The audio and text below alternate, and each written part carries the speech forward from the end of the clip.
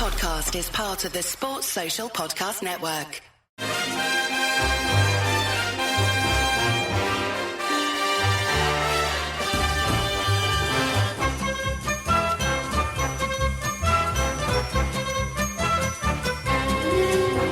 Hello everyone, I'm Chris Wynn. Welcome to Howie the podcast, as we try and stop thinking about our opening day victory and start to look forward to our first away trip of the season, which pits us against familiar opposition in the form of Burnley, who were of course promoted alongside the lads last season.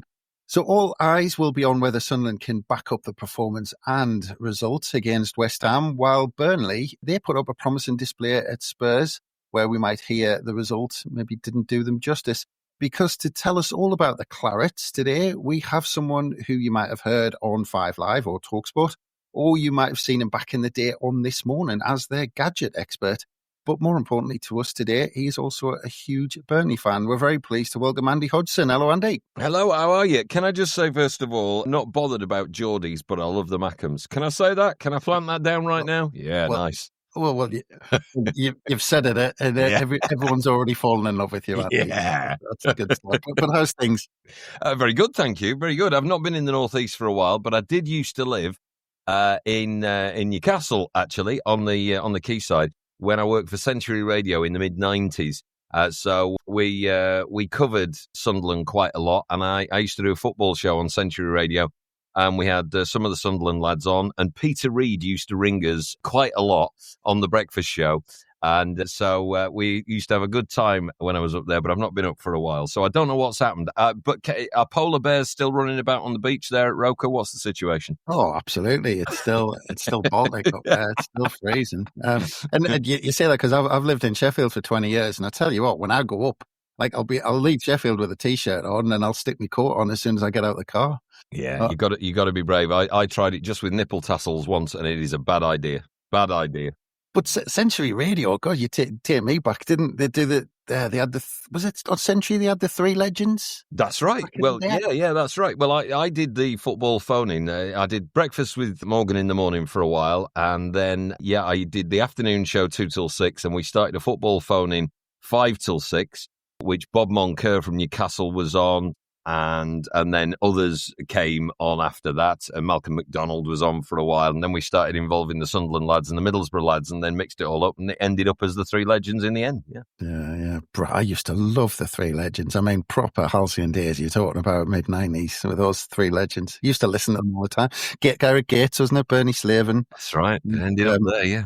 Yeah, was it Malcolm McDonald, or was it, I can't remember who the other guy, Nick Martin, I think was one of the commentators around that time as well. But I mean, Century Radio, it's just, I only mentioned a few things that you've kind of, people might have seen you on, but God, there's the amount of things you've done. I mean, even throw in the Big Breakfast and The Apprentice. I mean, God, what's been your favourite thing that you've been involved in over the years? Oh, God. Do you know what I like the most is variety. So I started in BBC local radio, then did commercial radio, moved up to the Northeast to launch the country's first regional station in Century. And then I used to do all sorts of other things as well. So I used to run businesses on the side. I used to have an events business.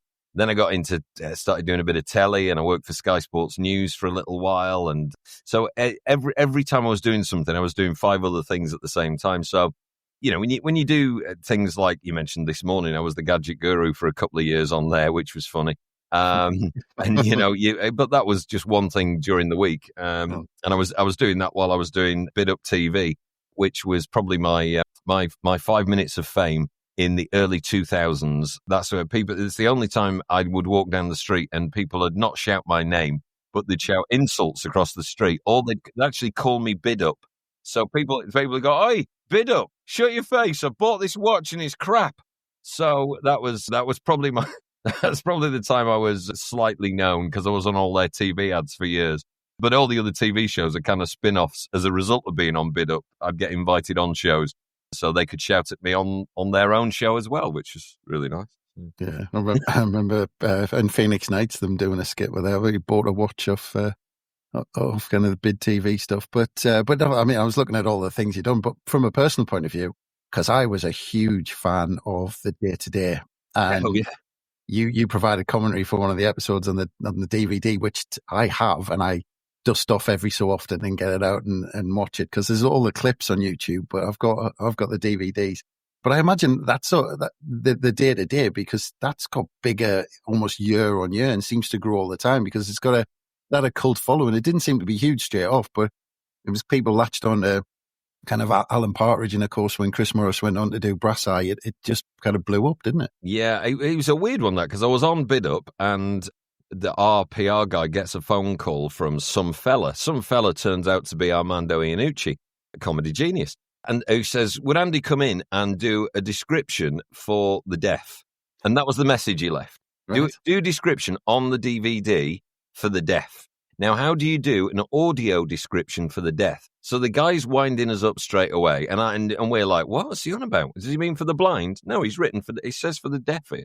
So I went, whatever, I'll go. I'd do anything. It was great. So off I went to the studio, and as I walk in, they've got a TV set up in the studio with a camera above it, and the floor manager says, if you can just sit there. And I glance in the gallery through the glass, and in there is Chris Morris and Armando Iannucci. And you kind of go, oh, it looks like Chris Morris and Armando Iannucci. So I've not met them. They've not come out and gone, hey, we laugh at you on Bid Up or anything. They've just, they've ignored me.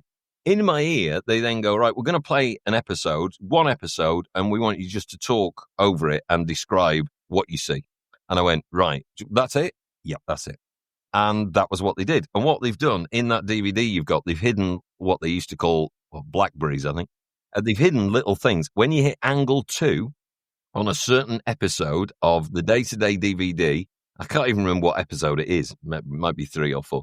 You hit angle 2, suddenly I pop up as you're watching the action, and I describe what's on screen, even though you can see what's on screen. It's utterly stupid. So try and find that. Yeah, I'm gonna. To be honest, I don't think I'd ever done that, but I'm gonna have to try and do it now, because. I mean, like I said, I don't know how you describe that, because you were either speechless or you were laughing your back off at it. Yeah, but, exactly. You mentioned Armando Iannucci, and I actually watched this clip where he got you in to do one of his sketch shows, and for lifers, I can't remember what it was called now, but you were an interior designer who got murdered in the scene, and I watched that earlier. Yeah, I did. In fact, I did 2 for him. I did the first one. He rang up and he said, Andy, can you come and meet me in a hotel? I want to chat to you about a show I'm doing. I say, yeah, great. Meet him. We have a coffee and we're having a chat. And he says, right, basically, here's the bottom dollar. I really want to shoot you because I've seen you on the telly. And I went, sorry? And he went, yeah. So, but we're going to make it funny, obviously, but I really want to shoot you. So this is the scene, interior deco. You're one of them really irritating sort of changing rooms presenters, a cocky know-it-all. And at the end, the fella just gets bored with you and pulls a gun out from behind his settee and just kills you. And I went, right, and what's the punchline? He went, no, that is the punchline. So I did that, and that was something, I think it was called, it was a review of the year on BBC Two, so I think it was something like 2004, the stupid version, I think it was called. And then he did another sketch show called Time Trumpet, which went to DVD, and I got royalties for years from Luxembourg. Don't ask why. And on that one, he said, right, on this one, I want you to come on and just do a sketch where we want to call it Bid Up Bacon. And I went, okay, what you want to call what? And he went, the channel. We're going to create a shopping channel, and you're going to just sell bacon. It's all you sell. And I went, oh, right. And hang on a minute. No, they won't let me do that. Let's just change the name. He says, all right, home shopping bacon. I went, yeah, that'll do. And so we spent a day. They had the script writers write a script. So I memorized the script and do it. And then at the end, he just goes, right, Andy, you're great at ad-libbing. Can you just do one off the top of your head? So I sell this bacon off the top of my head, where I decide they've designed a set around me where it's all raw bacon. And when I say raw, you get a pack of bacon, right? They must have got, 1,000 packs of raw bacon, laid it out all over the set. So I'm surrounded by 20,000 pigs. And so I sell it like I used to sell it on the telly, and still do.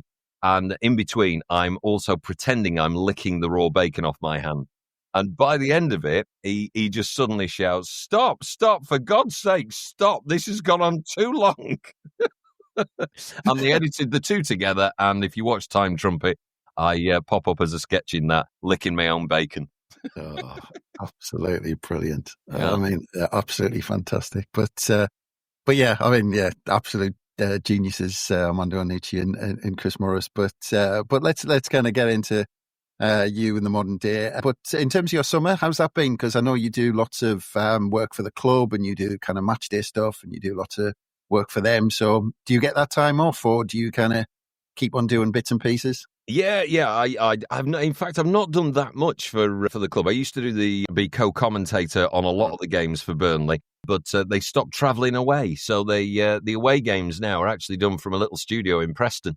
And the main commentator just goes there, hides in a box, watches the telly and does it that way. So I don't do much of that anymore, but I go to as many of the away matches as I can because I live in Surrey now. And so I went to Spurs last Saturday. Couldn't wait for that and managed to get one of the pre-season games in against Lazio. And my daughter now, got a 16-year-old daughter who suddenly has become very keen on watching the Clarets. So she's always, Dad, can we go and see them? So summer off as normal this year and then straight into getting beaten, which is good. We'll get into that because I think that's an interesting one. But just to kind of pivot to the football, and because it tied in with last week's guest Paul Ross, because I read on your website, I read some words he used to describe you. He said, warm, funny and engaging, the legend that is Andy Hodgson also has a wit as sharp as his suits and a TV radio brain that marks him out as one of the best producer presenters in the business. And to pivot to the football, he said he also supports Burnley without having to resort to Prozac. So he's blessed with an unbelievable sense of humour, which of course leads us into your love of Burnley. And so when did all of that begin? Because I was thinking if I got my maths there or thereabouts, and apologies if I didn't, Burnley might have been struggling in the old Division 4 when you started getting into it. Yeah, they were rubbish. If you watch them this year, you might think the same. I don't know. We'll see. But yeah, they were rubbish. When I grew up, I used to go to lots of different football. My dad's an Everton fan, so he would always take me there. And then we lived in Harrogate in North Yorkshire, so I started going. Mates wanted to go to Leeds, and mates wanted to go to York City. And I used to quite enjoy the lower league nonsense because it was not just about the football. So I went to York City quite a lot. And I remember seeing Burnley once. And my mate, who's a York City fan, said, they're playing away at Burnley. Do you want to come? And we had the funniest day. It wasn't about the football because the standard was a bit average. It was about the pies. It was about a ground that had toilets with no roof on or toilets. It was just like a trough and you peed against a wall. It was the weirdest thing ever. And the comedy value of the whole thing, I just thought, this is great. And I went to Turf Moor and I was like, I love this. And from that day, I never stopped going to Burnley. And, all my other mates were like, oh, I thought you were coming to York. And my dad's like, I thought you were coming to Everton. I'm like, no, this is like the new Mecca, mate. I'm telling you, it's brilliant. And we were, lower league, absolute rubbish. And the irony was, very soon after that, we won the 4th Division title against York City, where we invaded the pitch, and we've never looked back since. And I think that was 1992. So, yeah. Well, I was going to say, after that, being in kind of Division 4, it was, they kind of bounced back, but it was kind of a long time because they'd kind of nosedived really from being a regular Division 1 club to going right down to the bottom. And it took a while for them to get back up and establish themselves again back into that top tier again after that, didn't it? Yeah, I mean, it's typical of the lower league clubs. Of course, it's hard. You haven't got the money. You haven't got the players. And back then, of course, it was. I mean, dinosaur football. Of course, it was all about getting up to the big man.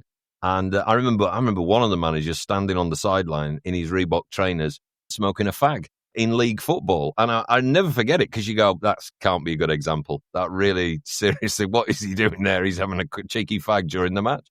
So it was all a bit simple. And when it was cold and it was Boxing Day and it was freezing in Burnley, oh my God, you had to be hardcore. Because my daughter now, if we lose a couple of games, she's like, I'm not that bothered, Dad, I don't want to go. And I'm like, you have to go. It's the law.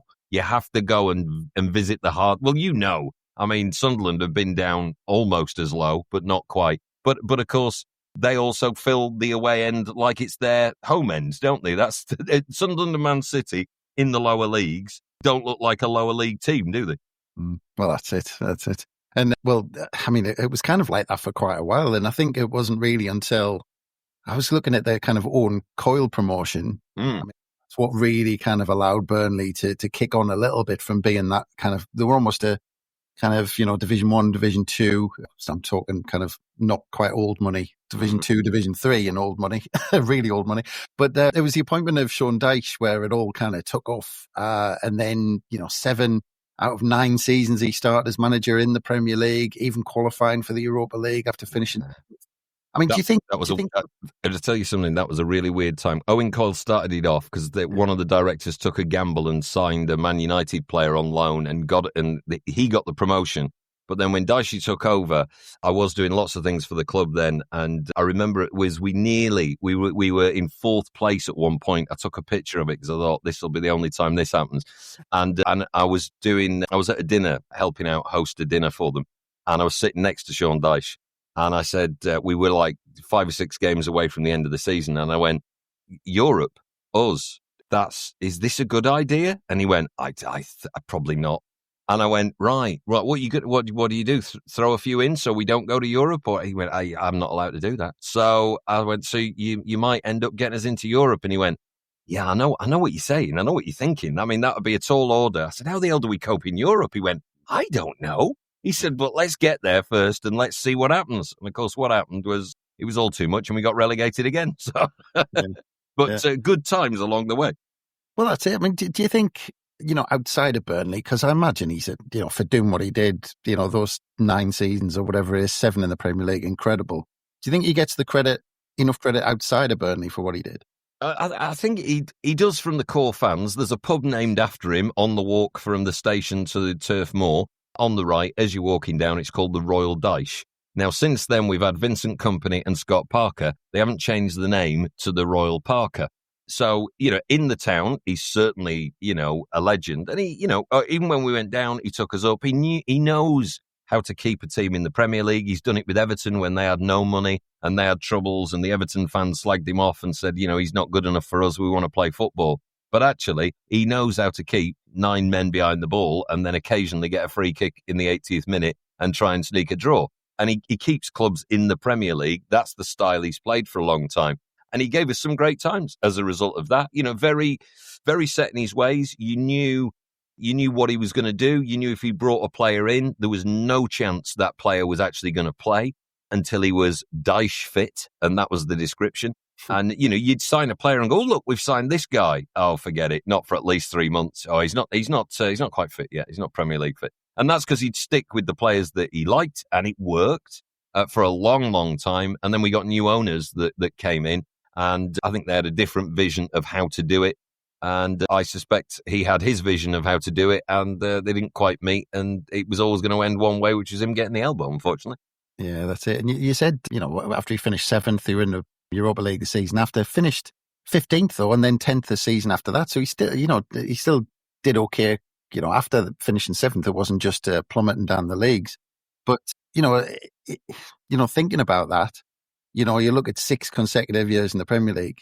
Does it now, looking back on that, does it seem like a bit of a lost opportunity where the club could have really established themselves if they'd done things a bit differently? Yes, in a way, and no, in a way. The club's always been, owned by local people who've done well in business, sold, and however many millions they've got left that they're never going to be able to spend, they say, hey, let's have a go at the football club. And it was looked after a long time during that period by guys who'd done well in business, locally speaking. And versus the picture of your Manchester Cities and, your Newcastle Uniteds, the money paled into insignificance. Mm. So what they couldn't do was keep up with the Joneses.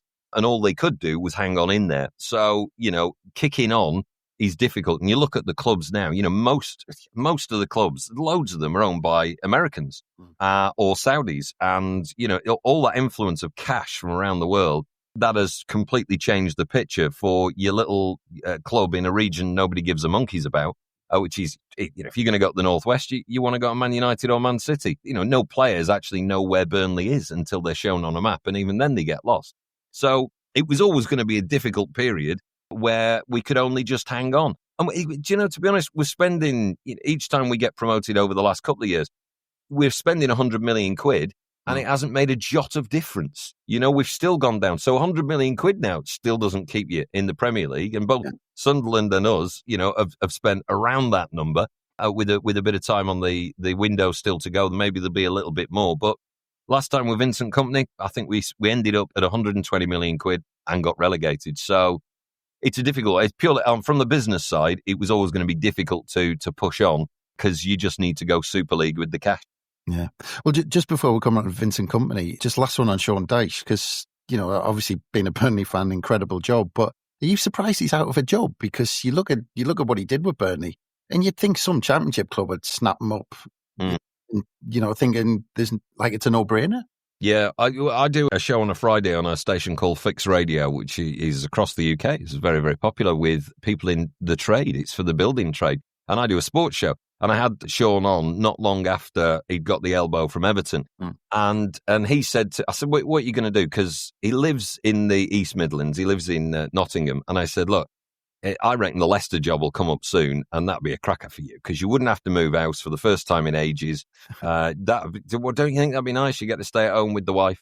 And he went, I don't know. He said, I might not even bother. I might just do pundit stuff for a while. And obviously, if you've been fired from a Premier League club, you're getting paid for a good long while as well. So it's a bit like, in a way, the Graham Potter situation. You get fired by Chelsea and you go, how much cash is still coming in? Give us another pina colada, my friend. So I know he's had a cracking summer. I've seen pictures of him in Ibiza with his mates and all the festivals. And good, life's short, isn't it? Good luck to him. I hope he has a load of mojitos because there will come the time. And he was, sure enough, when Leicester's job came up, he was mooted as someone to do it. But when he's done what he's done, I think he can wait a little bit longer. He's got enough cash in the bank and he'll take the right job as long as he doesn't go off the boil. And, down the bottom section of the Premier League, can he keep you up? Yeah, he can. So he'll bounce back at one point. Maybe it'll be this coming Christmas. Maybe. Yeah. Well, I think he was doing a podcast with Sam Allardyce the last time I seen him. I saw that, yeah. In the last week or so. But yeah, going on the last 4 years, Burnley have either been relegated or promoted in that time in every season. And just going back to that relegation, you mentioned Vincent Kompany and the relegation under him. I mean, to be honest, you look at what the job Sean Dyche did, which we talked about. And I mean, you might be able to tell me more, but I, from an outsider's point of view, I didn't really get why he got so much credit in the bank for the way he managed Burnley in that season and then got the Bayern Munich job. I mean, what did Burnley fans make of the attempt to stay up and then him leaving for Bayern Munich? Well, I'll tell you the truth. Everyone went, you what? And that includes quite a lot of the players, because I've since spoken to quite a lot of the players about it and said, now, how did that happen then? And they've gone, no idea. So even everyone's like, I don't know, how does that work? And how it obviously works is in terms of, it's a bit like when a football club assesses the qualities of a player to come in. They look at all of the data and they go, okay, if you overlay that against what they've been doing, so if you overlay Vincent Kompany's capability and potential versus where he is with the money he's got, what could he do if you took away where he is with the money he's got? And the answer to that is, I thought he'd go straight from Burnley to Man City next after Pep Guardiola leaves, because he's a very impressive, intelligent man that, tactically can do a job, has been at a fantastic level, and I think he'll still go on to manage Manchester City. But the restrictions of, you've got 120 million quid and the other lads, their squad's worth $1 billion. You're never going to compete, are you? But if you take that off, he's still a great manager. And he went to Bayern Munich and he's done really well. So fair play to him. Yeah. And it was Scott Parker who Burnley chose to try and take them back up after Vincent Kompany did one to Munich. So first season last season, got 100 points, finished second on goal difference.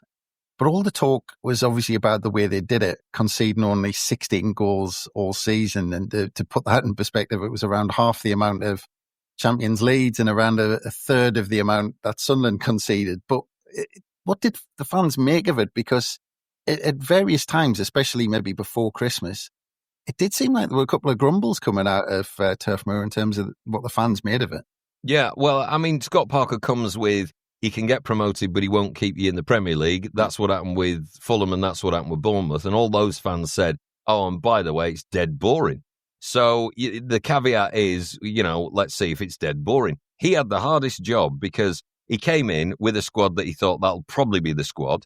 And then I think they changed 17 or 20 players. So he's then like, oh, God, who the hell's this lot that we've just got in? And that's really hard. And then, you know, I was a bit of a naysayer myself because I'm like, how the hell can you get that number of new bodies in and gel them? Oh, and by the way, at the same time, make them win the league. You know, it's odds on you're not going to do it.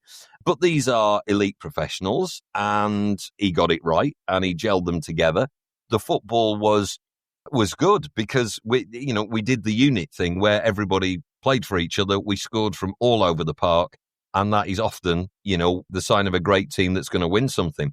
You know, there's not one striker up front in particular that you rely on. There's not one player that you rely on. So literally from back to front, everybody did the job, and everybody was, you know, most weeks a minimum of an 8 out of 10. And that's what got us promoted. So, yeah, I was worried that it wasn't going to happen. And then the more and more we started winning, you start to go, hang on a minute, no one can work out how to beat us here. This is impressive stuff. And away we go. I mean, you know, the points total was amazing. The defence was just so solid.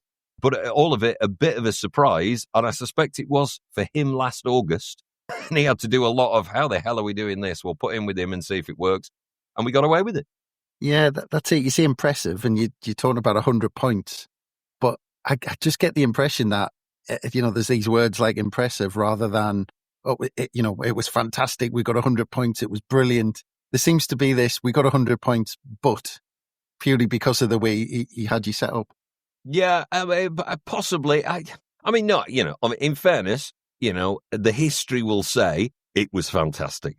But, you know, I think Sunderland and Burnley fans are probably very similar. You know, you do a lot of, oh, yeah, but what's around the corner? A lot of football fans do, don't they? A lot of, yeah, I can see the wheels coming off this, mate. And a lot of fans don't see the players as people. You know, it's all about, well, why didn't he do that? He's getting paid 35 grand a week. What's up with him? And they forget they've moved house, moved their family, or they're on their own in a tower block in Manchester, and the house has got no furniture in it. You know, all us fans forget all that, and it's a huge thing. You try and gel. I mean, I think Burnley's squad before the end of this transfer window is like 40 something, and they're going to have to get rid of some of them. There'll be changes again, but it is huge, you know, and fans forget it. And the majority of us at one point in the season are naysayers of all clubs, aren't we? So, in a way, history will say it is fantastic and it is impressive. And I'm now going to withdraw my butt. Thank you. well, that's. I mean, you did mention about Scott Parker saying, "Can he go on to the next level?" So, in terms of what he's been able to do, what do you make of the summer business so far? Have they given him half a chance to actually, you know, finish it off and stay up in the Premier League? I think almost. My worry is that a bit like when we had Vincent Kompany, we didn't have a strike force where you could change it, and you can't do what you do in the Championship. That's what I've witnessed and learnt. So you can't just go, we've got 100 points, we only let in, 15, 16 goals. We'll do the same, because that's what Vincent Kompany did. And I was, by October, I was shouting, please put 2 up front and try and do it differently. Change, because the players that are too small maybe for this league versus, the one big thing you notice when you go into the Premier League, you go to the first game and you look at the size of some of the lads, height-wise and width-wise, who can all play football, and you go, oh no, they're like robots. And genuinely, that simplicity of looking at size, width, and then their feet can do it as well right across the team. You go and watch a Chelsea, a Man United, a Man City, and you go, wow, I didn't spot that from an elevated television camera. They all look the same. And by God, they're not. So the problem you've got is if you can't change it around, all the smaller players that are very good elite athletes, if they can't undo the jigsaw of that team, you've got to have a plan B. And when Vincent Kompany was in charge, it never felt like we had a plan B, even though if you watch documentaries about Burnley at the time, they had 3 ways of playing during a match. They had 3 ways that Kompany would go, now we're doing this that we've trained for. Switch now, lads, now we're doing this. It make a blind bit of difference in the Premier League because you just got battered. We'd go to Man City and say, well, just give them a 5-goal start. Don't worry about it. It just doesn't work. So it'll be the same for Sunderland. You'll need a plan B if it doesn't go right by October. And at the moment, the squad that we've got with another week to go on the transfer window, we've got strikers, but they're not proven. and they're not proven at that level. And even in the Championship, we've not got an Erling Haaland in our squad that's going to guarantee us goals that we can go stick it on his head, or put it to his feet. You've got the answer. So that worries me in that we've got a lovely squad, very, very beautiful. But can we change it when we need to? Not at the moment. Yeah, I've got a couple of mates who are good big Ipswich fans, and they said last season it shocked them even when they played the likes of Palace and things like that, where just the sheer difference in size and between them and the opposition. But just going on about Scott Parker, because I always find this a really strange thing in football, because I'm going to ask you if you think, Scott Parker is almost a long-term project for Burnley, because what I always find strange is when a manager takes a team up through the Championship, he's a fantastic coach. And everyone talks about the gap between the Championship and the Premier League and all this. And then suddenly when they struggle in the Premier League, they're an awful coach and they don't know what they're doing. But, it was only a matter of 3 or 4 months ago, they were the best things in sliced bread.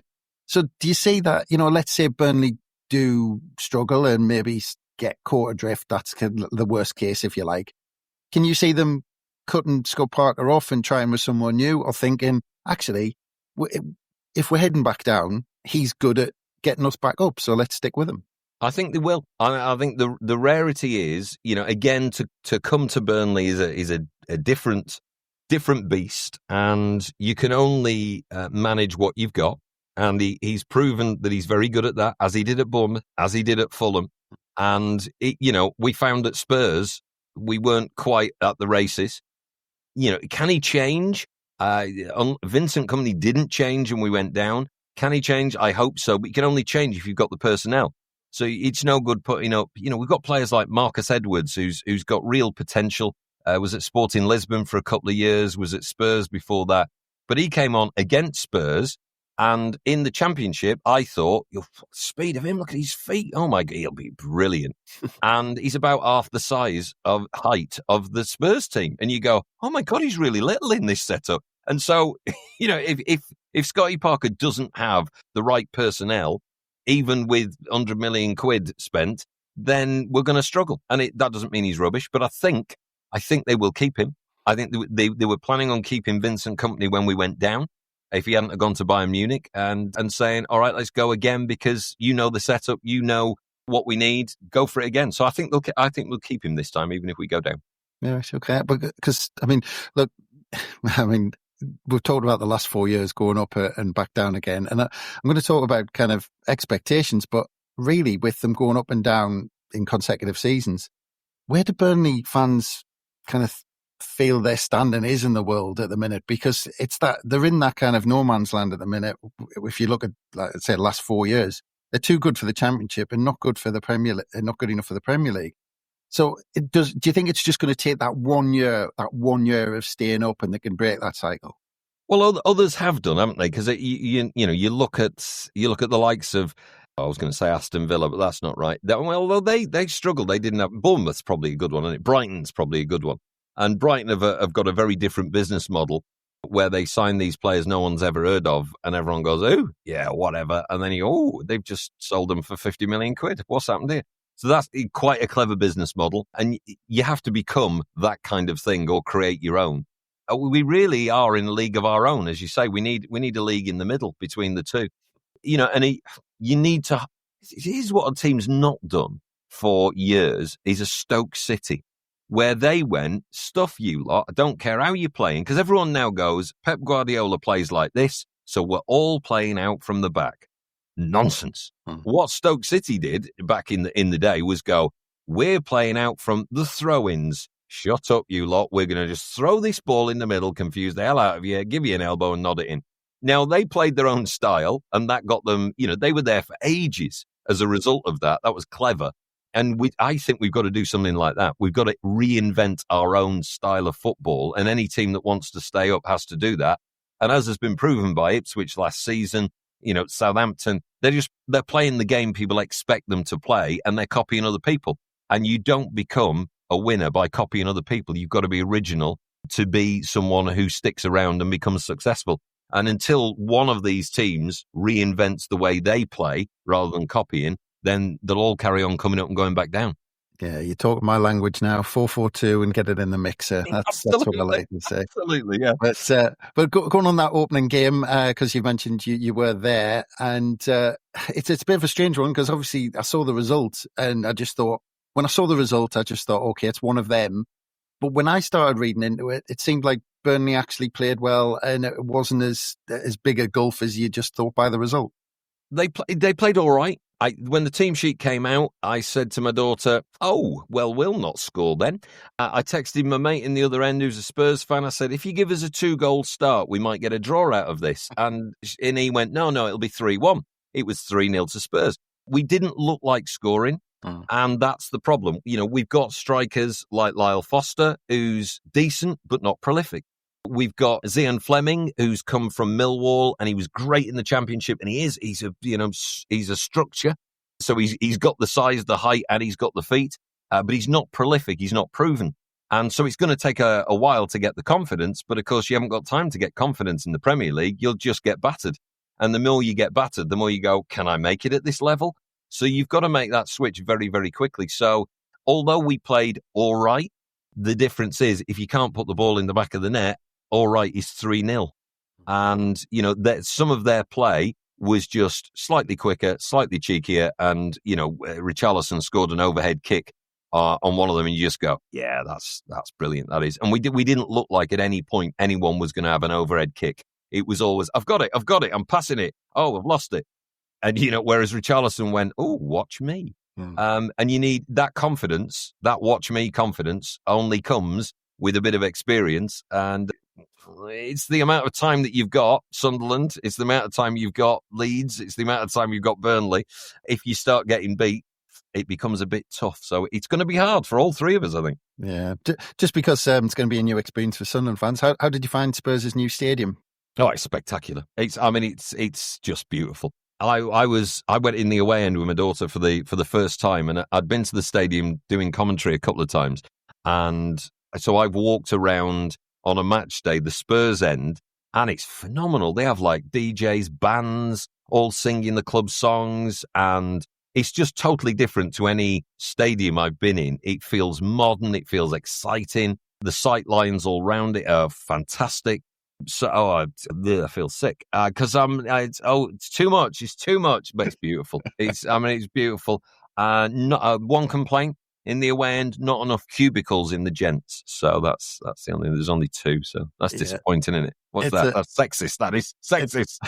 It's a long way from those experiences at York and Turf Moor, isn't it? Yeah, very different. Yeah, very. And guess here's the other thing. My daughter says, "Oh, should we get something to eat?" I said, "Yeah, we'll go and get a pie or something." And there was no pie action going on. It was all specially herbed chicken with. It was very fancy. It was very nice, and you can get chicken and chips and all that kind of stuff. And it's the beer was decent as well. I have to say. And you had to remortgage your house for the pleasure, I imagine. Oh yeah, it's a bit pricey, but actually for what it was in comparison to normal football, it was you normally you go, we've got these pies or these pies, shut up. Yeah. It was quite a relaxed environment, and the food was a very good level, I would say. Yeah, and the people of a certain age, Sports Sunderland will remember that the pies at Roker Park had a nice block of ice in the middle of them. Did you ever go to Carlisle and have the Brunton pasty? That was quite special. I nearly did, actually. We had them in the Cup in the early 90s, and I was thinking about going, and I never got the chance in the end. So that was actually good. That, and at Birmingham City, they had a chicken balti pie that was actually excellent. On the other one, if you're talking pies, Norwich City, when Delia was in charge, her pies were sweet. I think we've just come up with the idea of a new podcast here, if I'm quite honest, going around the... It's called Nibble My Pie. Yeah. There you go, we're sorted.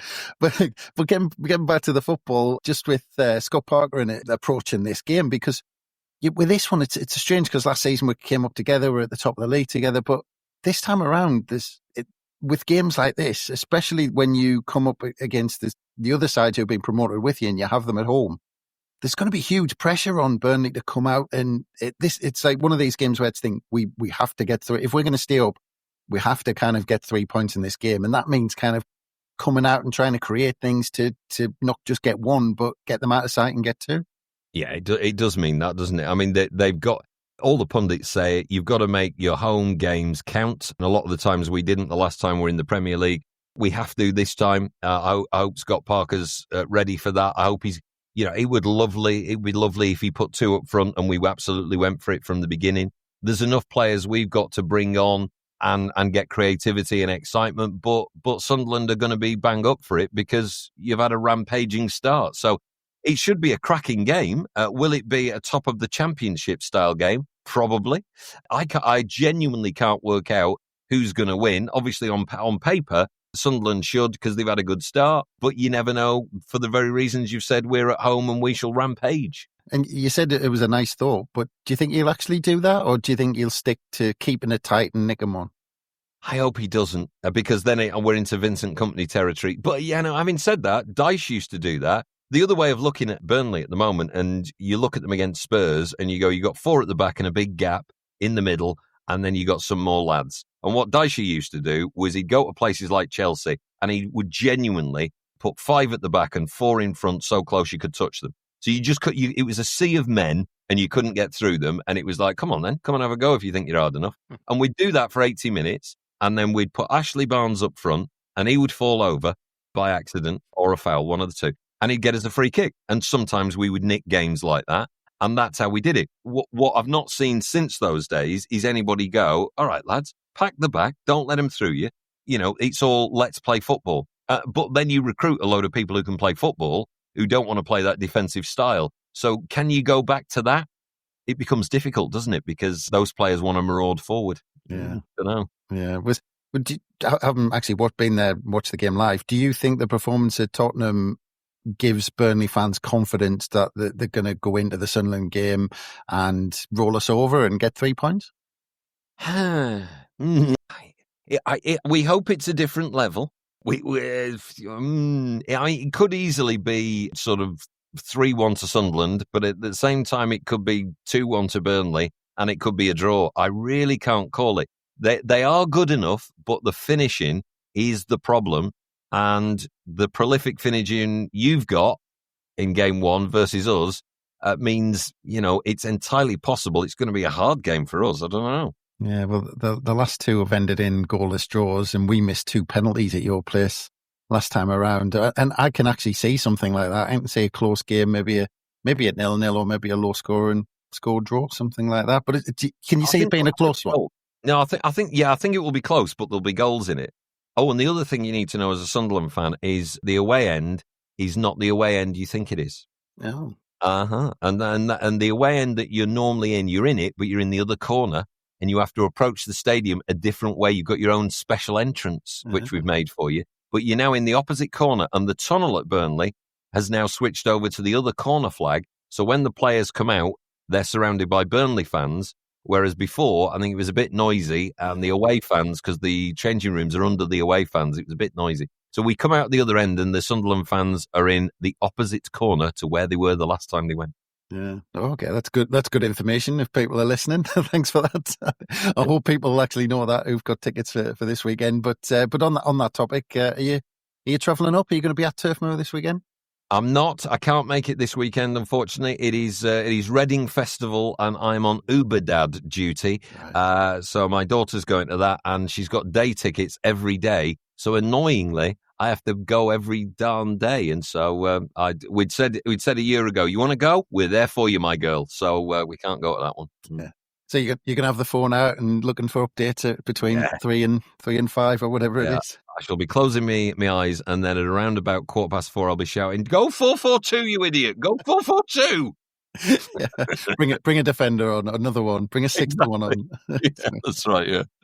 Oh, brilliant! Well, we'll see how it goes, but I hope you enjoy your weekend at the festival. And it just leaves me to say thank you very much for your time, Andy. It's been an absolute pleasure speaking to you. Absolute pleasure, mate. And I wish Sunderland all the best, as long as they don't finish in 17th and we do. Well, that's it. Maybe we can catch up for the reverse fixture in the new year when both clubs have already getting 40 points. Who knows? Yeah, exactly. Yeah. And then we can go, what were we worried about? For God's sake. Exactly. Brilliant. Well, thanks again, Andy. Appreciate it. Cheers. Pleasure. Thanks. And thanks again, everyone, for listening.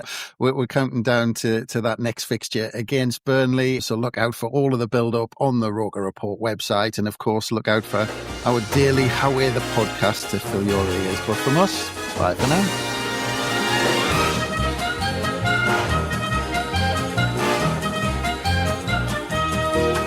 This